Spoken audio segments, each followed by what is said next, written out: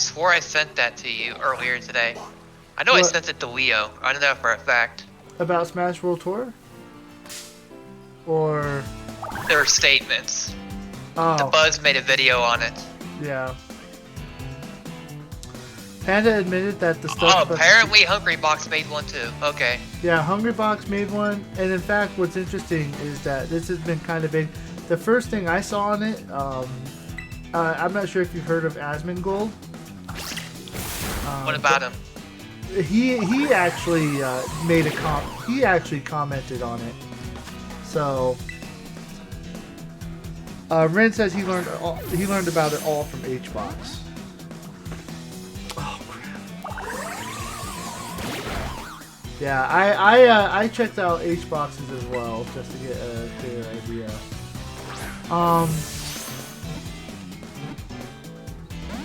Oh crap!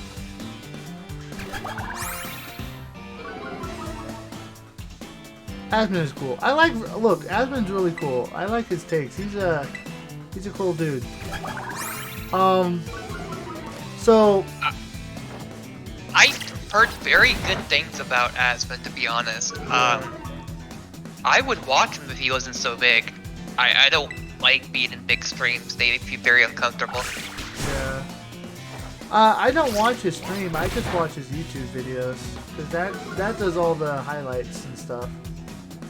So Wait. Like how he was trying to fight an NPC because he thought it was a boss. yeah. Oh my god. Yeah, he's funny. Rin says, honestly, the thing about Asman is that he's honest, for better or for worse. Yeah, yeah. Not only that, I actually really like his takes. I think he has really intelligent takes on a lot of stuff. So, what should I call this dude?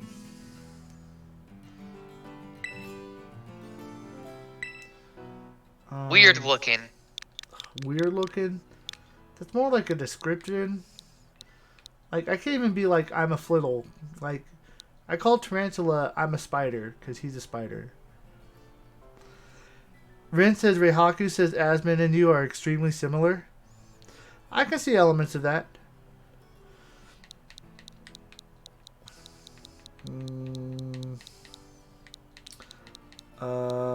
See, I always have told you you're a genius, Ren, and you never believe me. Purdy. I don't know. For real though, you're very smart, whether you Yeah. like to admit it or not. Yeah. Rain, you're just not as vocal.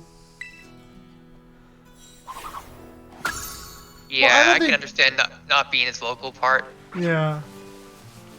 but that's being public. If I'm amongst someone that I feel comfortable enough with, I won't hesitate to say my opinion, Yeah. and I lost many friendships that way. Yeah. But then I found out, okay, maybe they weren't a true friend in the first place, and that affected them, Yeah. you know?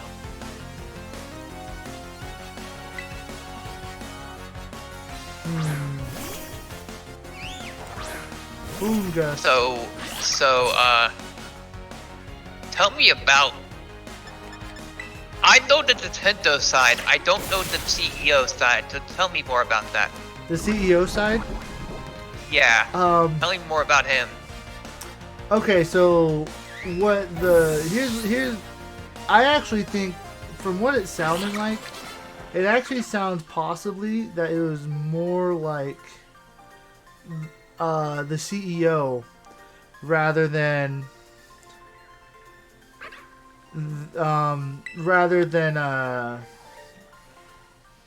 Nintendo, which is kind of weird. That's kind of the general idea that I've been picking up from everyone. Real quick, Grin says, exactly. That's how Reihaku came to the conclusion about me and Admin being similar. You're not afraid to cut loose with Reihaku in private. Panda CEO was trying to sabotage other tournament circuits. Yes. Yes. But let's get the full... I think it's important to kind of get the full story out there just so that we get all the context of it. So basically, Smash World Tour which is run by Gimmer and VG Bootcamp.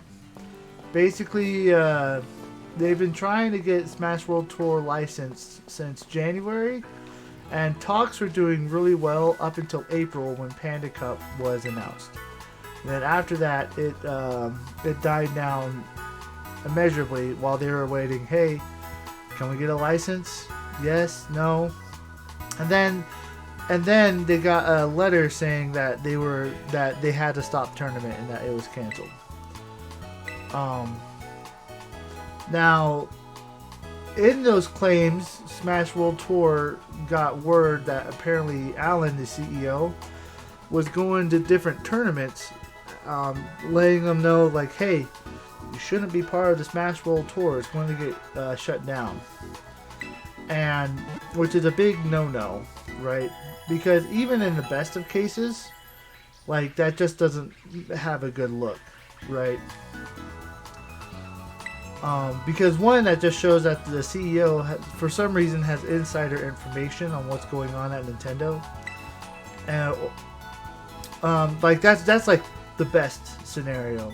The worst scenario is that the CEO has the insider information and is strong arming tournaments into the Panda Cup, and trying to close down Smash World Tour so that he can get a monopoly on the Smash tournaments. That's the worst case scenario. And and the thing is that I think the Smash World Tour or VGC Bootcamp, they would have done much better at like conveying the information, or at least probably slowing the process down if there wasn't so much like miscommunication happening, because they kept getting like, they were told that other tournaments could be licensed, and they were also told that they had permission to run the event, even if they weren't officially licensed yet. So it just there's a lot of confusion going on. Now that's just kind of the bare bones of that. Nintendo's so a bit of a summary. Nintendo's and Panda's responses both just ooze PR, like just trying to make the situation sound good. So Nintendo's statement was basically, look, Smash World, we didn't we said that Smash World Tour could actually run this year. They could have the finals, but we don't want to give them a license, basically, which it contradicts. Nintendo wasn't us. Panda wasn't us. Basically.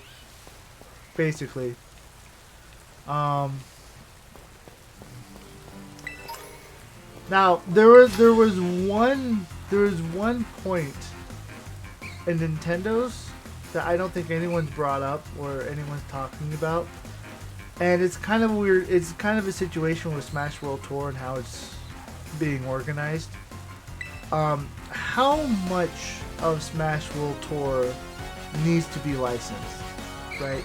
Because the way that Smash World Tour is being put together is that it's basically saying, screaming out to the whole world, hey, if you go to tournaments and be part of ours, you can earn points.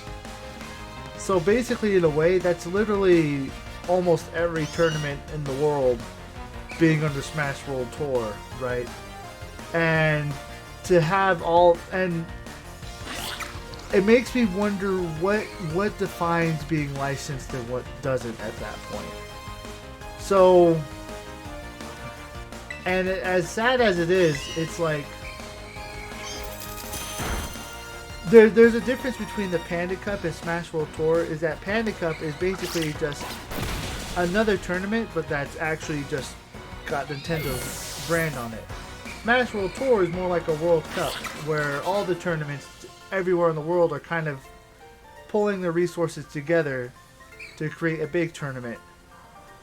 Um, so Smash World Tour is a little different, and I guess I wonder if you license the Smash World Tour, does that mean you have to license every single tournament? So it makes me wonder if the reason why, and Nintendo said that Smash World Tour didn't make it because they have really high standards and high expectations. And that's true. Nintendo does have high standards and high expectations. Like, unbearably high sometimes. But it makes me wonder if the main reason why they didn't do it is because if you're including, like, almost every tournament, that also includes, like every stream tournament that included, and it makes me like what kind of commentary was going on in the background, right? There's just at that point, like, there's a lot of gray areas that happen.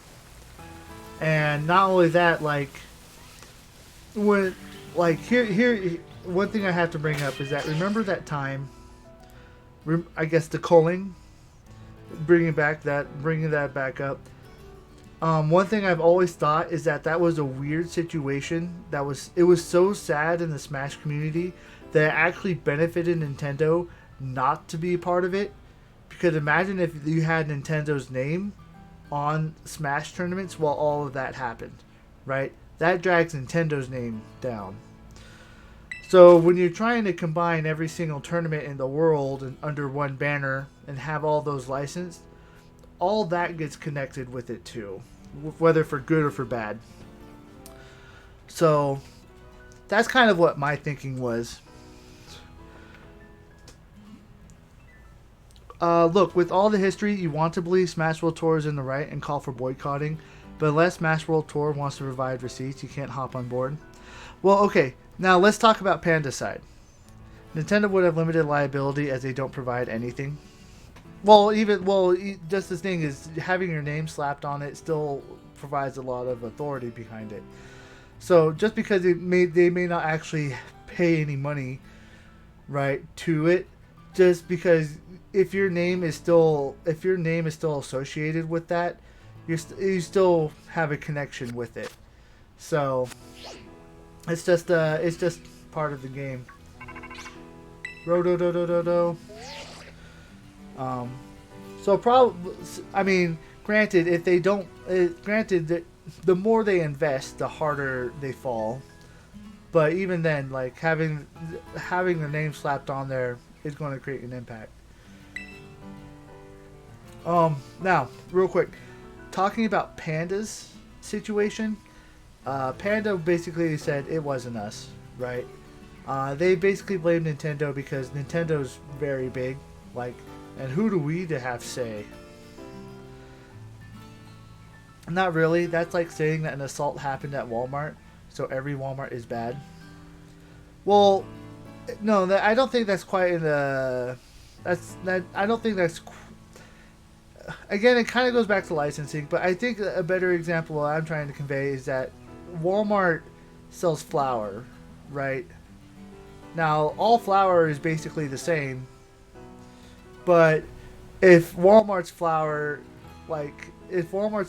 is the one that, if like one bag of flour gets you sick while all the rest of them are good, then Walmart is still going to be in trouble with that.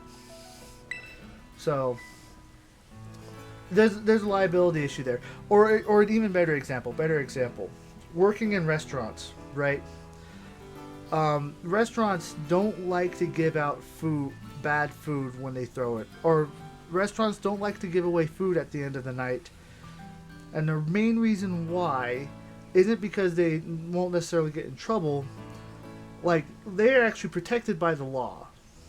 But the main reason why is that if they get a homeless person sick, or if someone gets sick from their food, even if they are protected from the law, they will still get in trouble for getting somebody sick.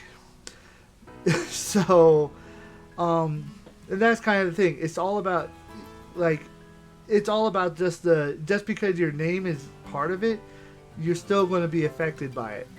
So, Anyway, back to pandas. Pandas bit the thing that really hurts Panda, the credibility there, is that in Panda's statement, they actually BTS they actually admitted that Alan, the CEO, actually did try to get BTS to switch from Smash World Tour to Panda Cup.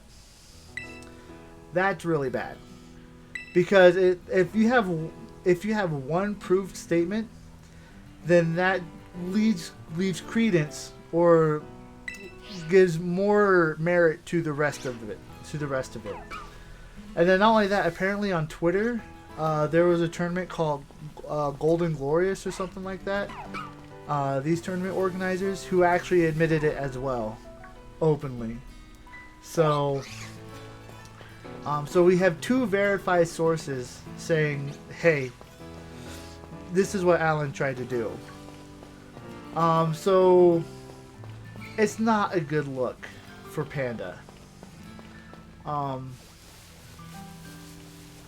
So that's kind of all the drama in a nutshell.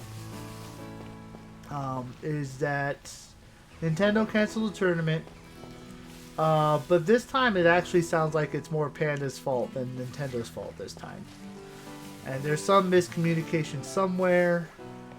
And I don't want to just say Panda. I should specify the CEO of Panda.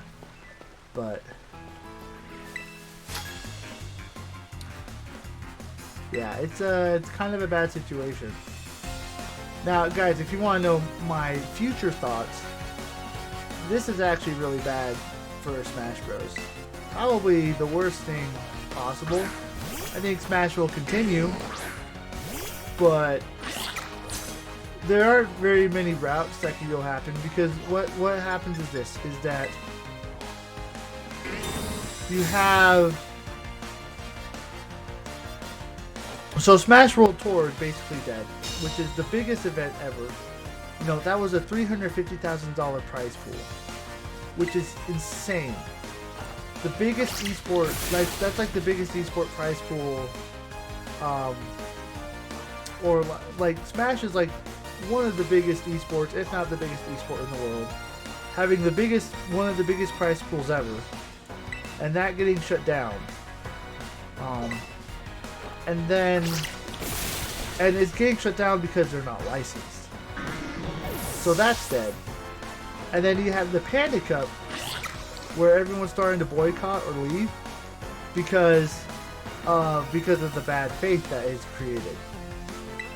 And now here's the problem: is that the way Nintendo works is that, and this happens with games, and it happens with other this happens with games, is that if something doesn't work, they have a tendency to just not do it, not support it anymore.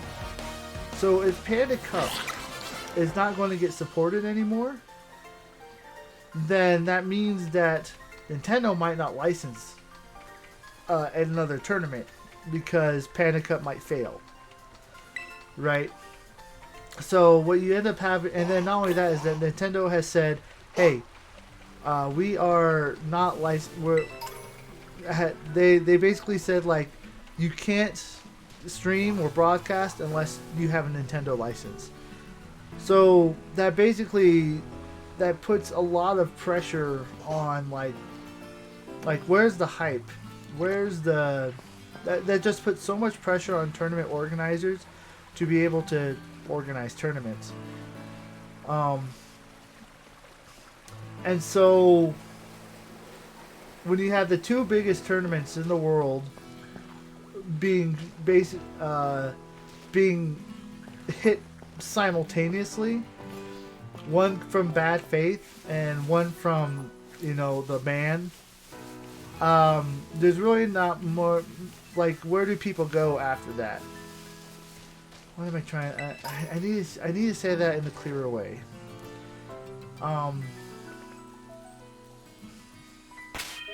It's like,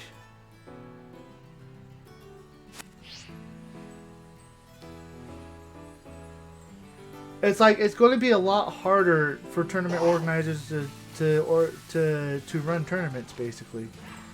So Like if there was a thing to kill Smash, this would be the thing to kill Smash.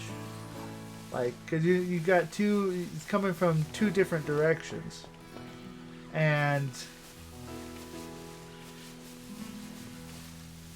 yeah.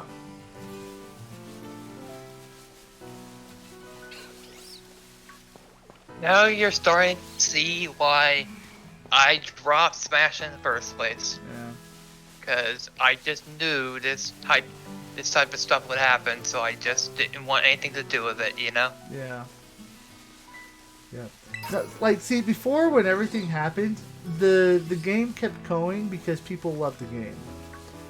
But this time, it's like, this time it just feels like, it's like people are not being allowed to play the game, or people are just like, people aren't trusting the way that the tournaments are being handled.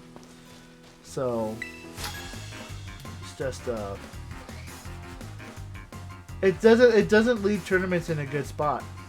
So because basically if there's no more big tournaments, and you have to be licensed to run big tournaments, and Nintendo won't license tournaments because the big one they did license failed, then like how do people run, like how are people going to stay connected and run tournaments, you know? It does not bode well, and it basically just pushes the grassroots movement back further down into a grassroots. So yeah.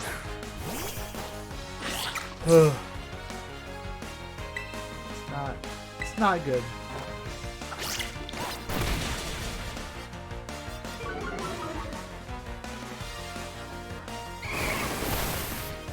So those are all my thoughts. Happy day. I must say, it's weird that Nintendo is not the only one in the blame this time. That's weird. That That's is kind of unusual. weird, actually. Yeah. I agree with you there. Like, and not only that is that, like, it doesn't even feel like Nintendo's the main one at fault. It actually feels more like, the CEO of Panda. Just the way that and it's because the way that he went around telling other tournaments not to join Smash World Tour and join the Panda Cup, or to switch over, or their tournament's going to be shut down, or because he knew their tournament was going to be shut down. Like, it doesn't bode a good look.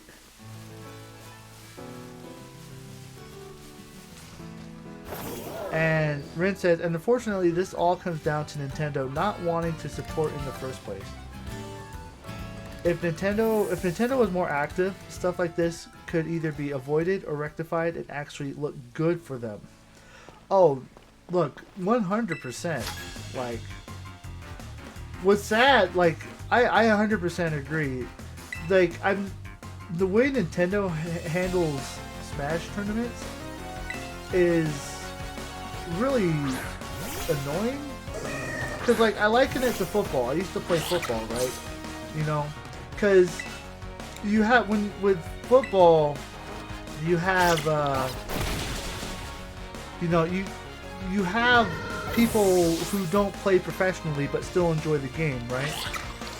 But then you have the Super Bowl, and everyone watches the Super Bowl, and that hypes up the sport. Nintendo is the only company that I know. They have literally the biggest fighting game in the world. Everyone loves to play it. They don't realize that having a competitive scene actually makes people want to play their game more. Oh, the funny thing is, Nintendo actually does competitive esports. They just don't want to with Smash.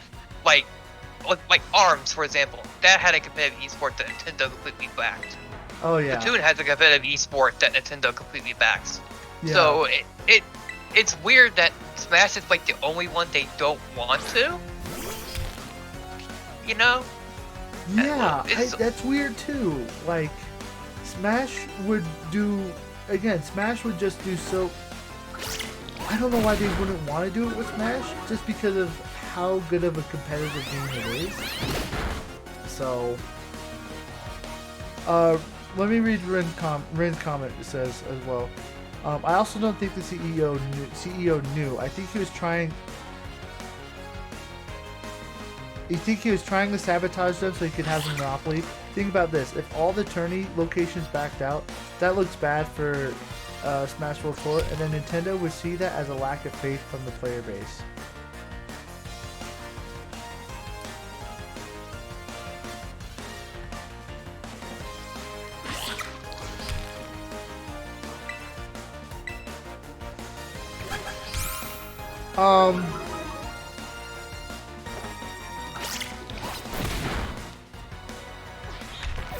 I don't know about that. I don't know about that, man. That's I can see it, but I could also see the other way as well. Just because, like, think about it. When you are licensed by Nintendo, it does kind of put you in a kind of like in an elitist camp in a way. Not intentionally, but like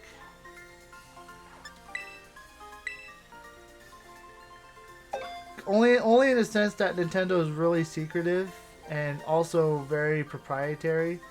Like, they don't like anyone. They have high standards, right? So, like,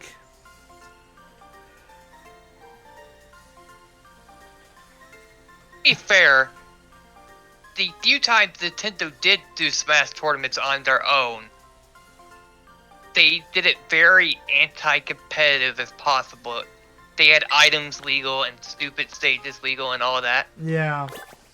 So they did technically do tournaments that they tried to call competitive for Smash, but they weren't truly competitive. Yeah, they have tried. And another sad thing that from all of this is I actually think Smash World Tour is a much more hype and better system than Panda Cup. Because what's Panda Cup? Panda Cup is just another glorified tournament. But Smash World Tour felt like a World Cup. You know, you earn points to get into the Smash. You earn points to be able to be invited to go to the Smash World Tour Cup, right? So it felt kind of like a NASCAR / World Cup type situation where you're not just competing with your tournament, but you're competing to enter it against everyone in the world, right?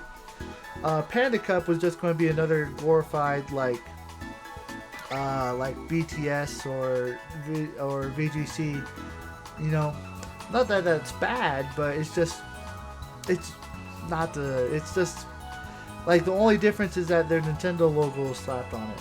It's so. Now Ren says, what does Nintendo have to gain by waiting until November to give them a decision they made in March? Sometimes Nintendo just is slow. Again, apparently when Panda Cup started, they slowed down communication quite a bit, and so Nintendo doesn't have any good faith from the player base to lose, so the delay couldn't have been due to that.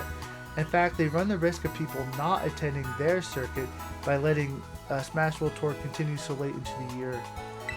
So one thing that might explain it is that apparently, one thing that might explain it is that from what, and I was watching a video, I never finished it fully, but apparently the way Nintendo's structure is that it's not designed well to be able to communicate well. So, the guy was telling me that he has a friend that works in Nintendo, part of the competitive part, right? So trying to improve the competitive scene. And when he first got hired on, his friend was saying, "Hey, um, don't be surprised if we work on a project for 6 months and then a higher up tells you to cancel it." So what he's saying is that you have kind of like the low tier, and they kind of are just kind of like the work dogs. And then you have the mid tier, but the mid tier is kind of weird. And remember, this is in terms of communication. So like the low tier, they know how everything runs. The mid tier though is kind of a gray area. Some people know some stuff. Some people don't know anything. But then you have the high tier, and that's like the CEO. That's like Nintendo of That's like Nintendo of Japan CEO, all that, and they really don't know what's going on, or they only hear rumors of it.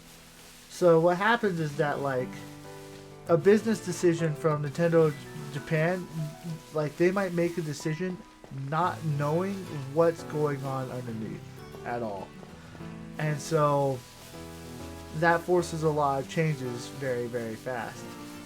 So now, I guess one good thing from that is that it does sound like that if there's like a competitive division, it is something that they're aware of, but it's still a lot something that they need to figure out and iron out. So basically, a lot of the decision could have just been miscommunication from all parties, which is kind of sad in a way, but uh,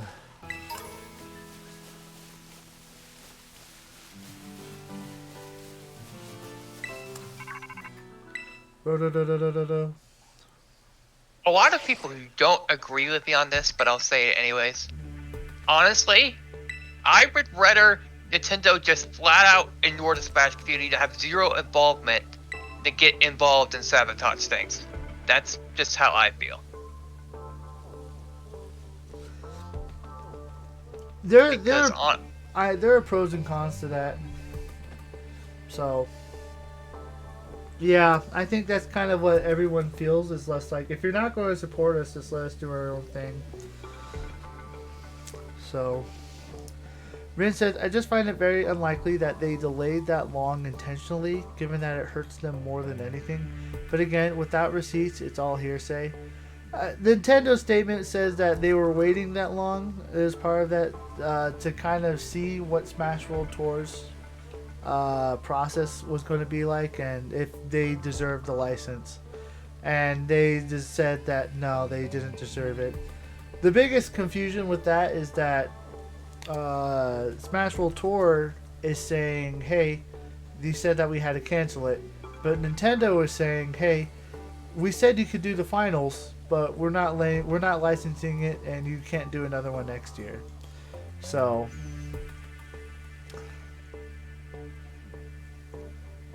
but then you are right. Yeah. Oh. So it is. Anyways.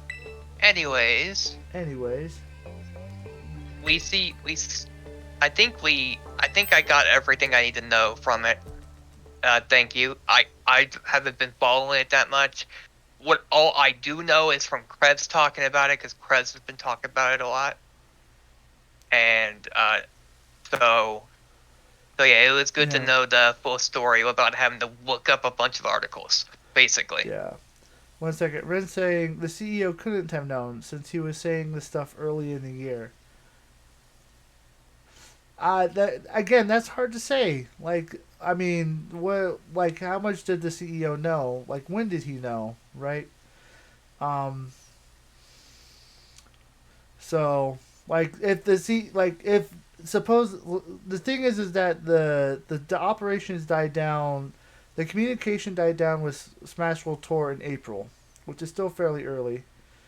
You can't have it both ways. Oh, certainly you can. It depends on how much you're willing to say, how much you're willing to keep quiet. Like, if the CEO is going to tournaments and telling them, hey, you should probably shut down, kind of, sort of, because this is probably going to get closed down, without firmly saying that it's going to get closed down, like, it's possible to have it both ways. And it's all dependent on how much the CEO knows. So, and when he knows. And it's like telling somebody a surprise birthday is like, hey, I know what you're getting for your birthday, and someone's like, no, you don't. You don't know what you're getting for me. I, I do. I do. Trust me. It's good. It's good.